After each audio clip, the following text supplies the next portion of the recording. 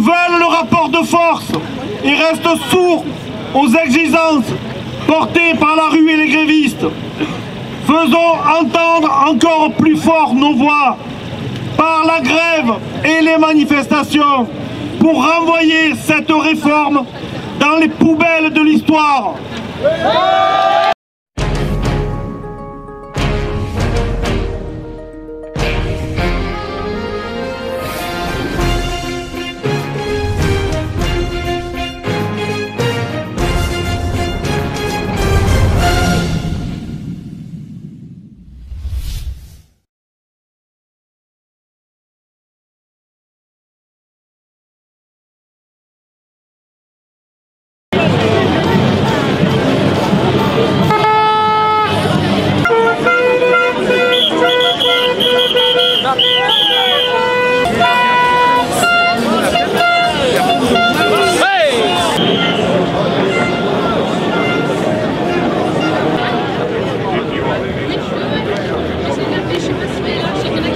Aujourd'hui, en tant que féministes, nous manifestons parce que cette réforme, cette prétendue réforme est particulièrement mauvaise pour les femmes qui sont précaires, qui ont des carrières hachées, qui sont moins bien payées que les hommes et qui ont des retraites ridicules. Aujourd'hui, quand on dit que les femmes ont 40% de moins à la retraite que les hommes, en réalité, c'est que les hommes ont 68% de plus que les femmes. C'est ça la réalité. C'est complètement injuste alors que les femmes travaillent en tout temps de travail confondu, 66% des heures de travail.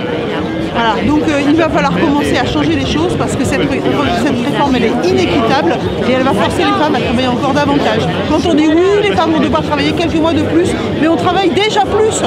On voudrait juste quelque chose d'équitable. Pour quelle raison vous manifestez aujourd'hui, madame ?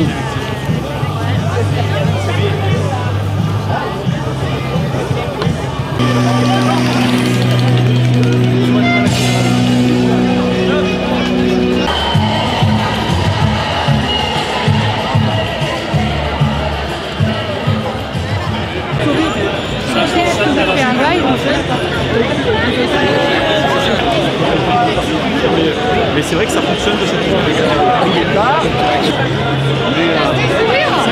Et encore, j'ai les platanes.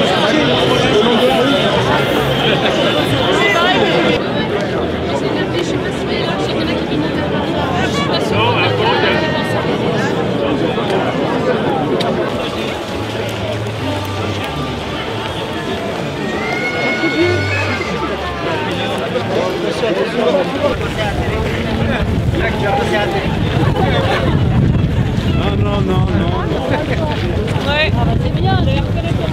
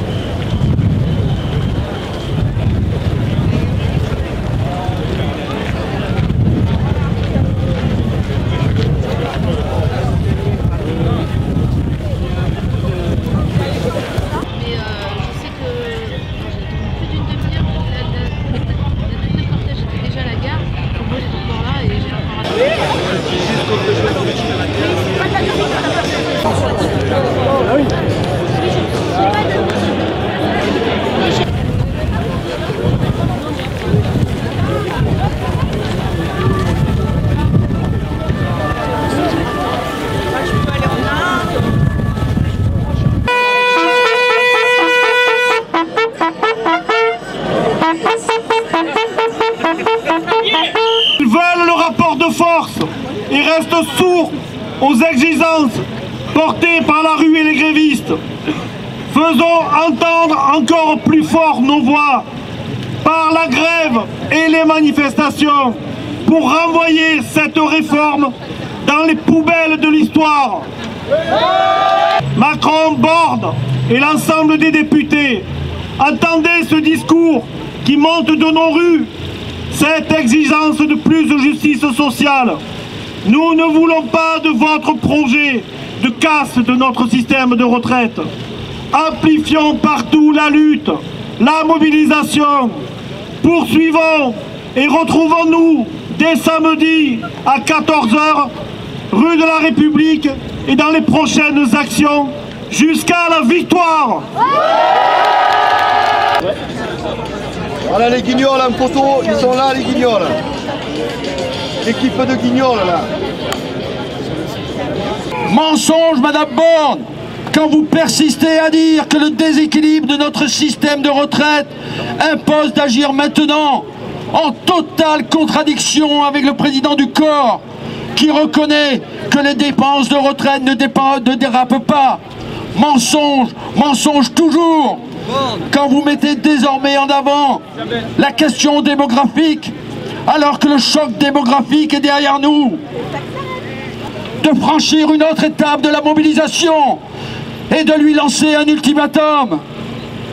Faire monter la pression par un appel dans les prochains jours des 8 organisations syndicales à une grève interprofessionnelle totale de 24 heures dans tous les secteurs et à la tenue d'assemblée générale afin de discuter partout de sa reconduction. Oui, cela peut bloquer l'économie, nous en sommes conscients, mais puisque le gouvernement ne comprend que le rapport de force, il en portera la responsabilité.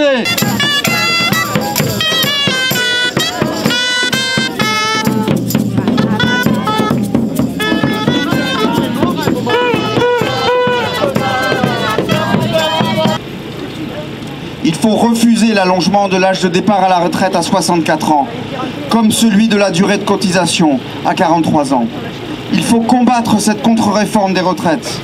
Revendiquons, au contraire, un autre projet de société pour améliorer et solidifier nos retraites en s'appuyant sur une autre redistribution des richesses, en faveur du salariat, en faveur du progrès social, et non plus en faveur des cadeaux fiscaux aux plus riches et aux entreprises sans jamais de contrepartie. Dites non à cette réforme injuste. J'ai envie de vous dire qu'il y a une pétition intersyndicale qui circule. Signez-la. Vous êtes là aujourd'hui avec nous. Je vous donne rendez-vous également samedi. Samedi, c'est une manifestation. J'ai besoin de vous. Il faut qu'on soit tous unis, tous ensemble, dès 14 h à la cité administrative. Battons-nous pour que cette réforme ne passe pas.